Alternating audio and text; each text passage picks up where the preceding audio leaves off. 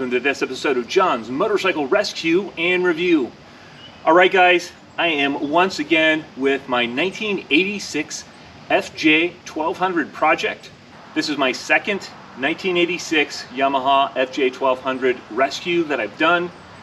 If you want to know more about the FJ1200 and what it's like to ride out on the road, some of the history of the FJ1200 and the specs of the bike, you can click the link above.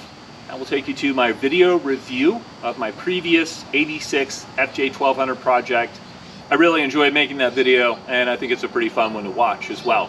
And if you want to see the progress that I've made on this project from the day that I purchased this bike until today, you can click the link above, and that will take you to the playlist for this FJ1200 project. In the last update video, we talked about a couple of small items that I needed to address on the FJ. One of those was wrapping the fuel gauge needle back around to the proper side of the gauge. I have done that. That is why the front fairing is off the motorcycle. I've done a little bit more digging to figure out why my fuel gauge isn't working properly, and I'm 99% sure that it is the sending unit for the fuel gauge in the gas tank. So currently I am trying to source one of those. That part is no longer in production. So currently I am doing some research and trying to find an NOS unit to put in this bike. Until then, what I'm doing is I'm leaving the fuel gauge itself disconnected, and that way it won't wrap my needle back around to the wrong side of the peg once more.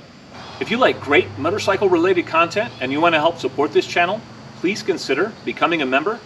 Members get perks like early access to new videos and bonus content on this channel, and your support will help me continue to make great quality motorcycling videos for you to enjoy.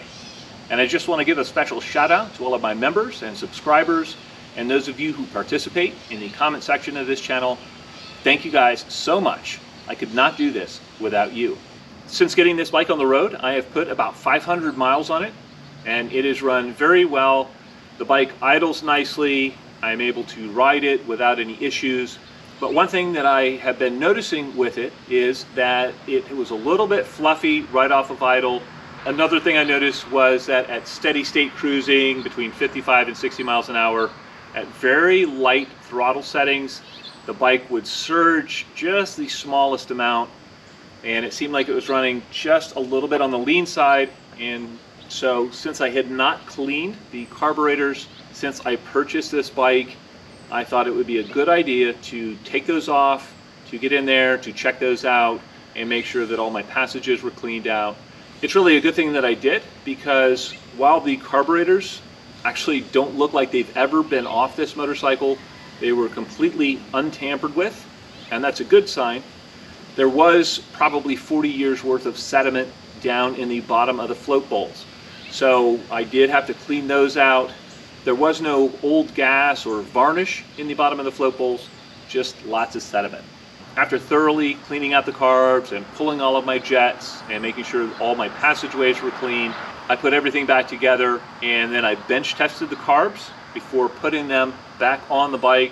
It's always a great idea to make sure that your float needle valves are completely shutting off the fuel prior to reinstalling the carbs in the motorcycle.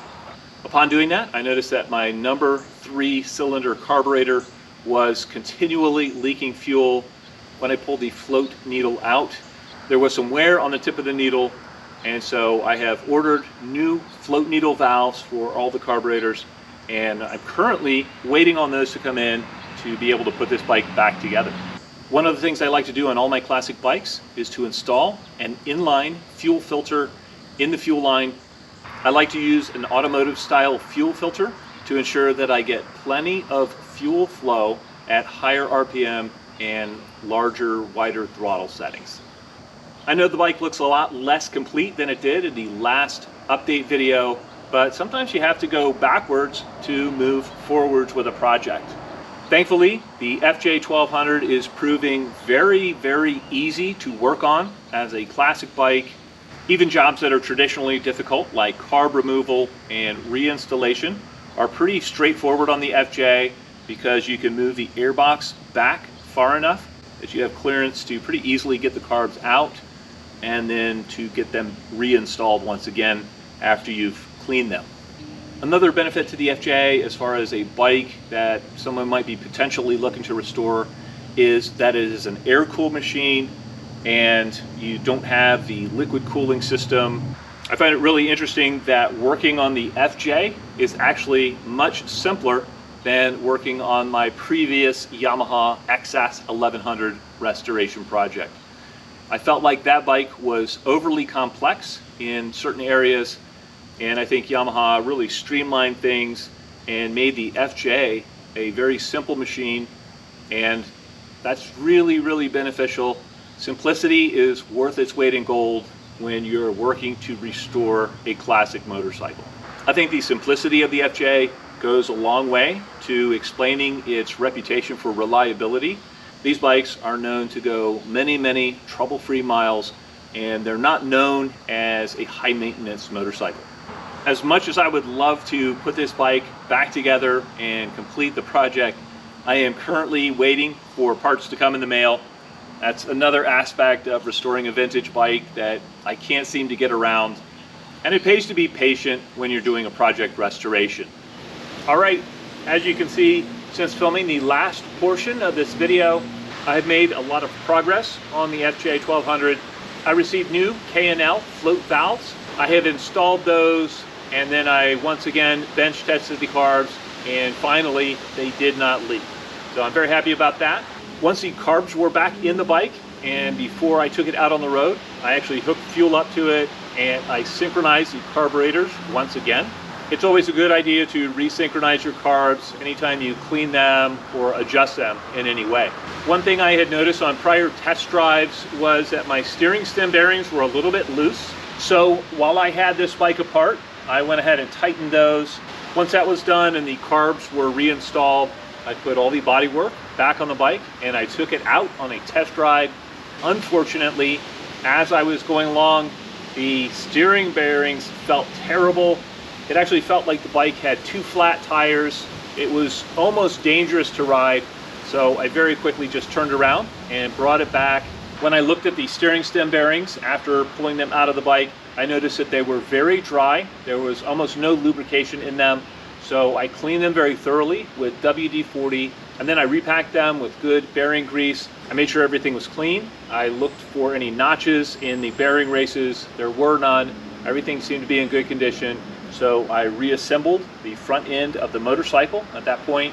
When I took the FJ out on a second test drive, it handled beautifully. It transitions from side to side very nicely. There is no notchiness to the steering whatsoever. And now I have peace of mind knowing that my steering stem bearings have been serviced. Those are in good shape. My carbs have been cleaned. I'm now running an inline fuel filter on those. My whole fuel system is in good shape. And I know the bike is jetted and set up properly. Another thing I did on the test drive was to disconnect my fuel gauge so that my fuel needle would not wrap around to the other side of the gauge again. And one thing I noticed was even with the sending unit from the gas tank unplugged, the fuel gauge was still bouncing a little bit in the bottom of the gauge.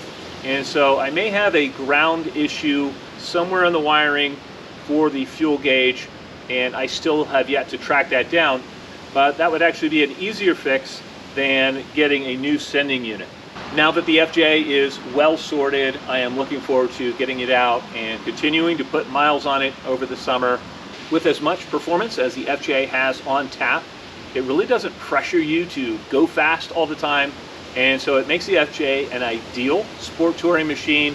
It's a comfortable bike to ride, it handles easily, it's honestly a very easy bike to ride, and it's always a nice choice on more extended rides.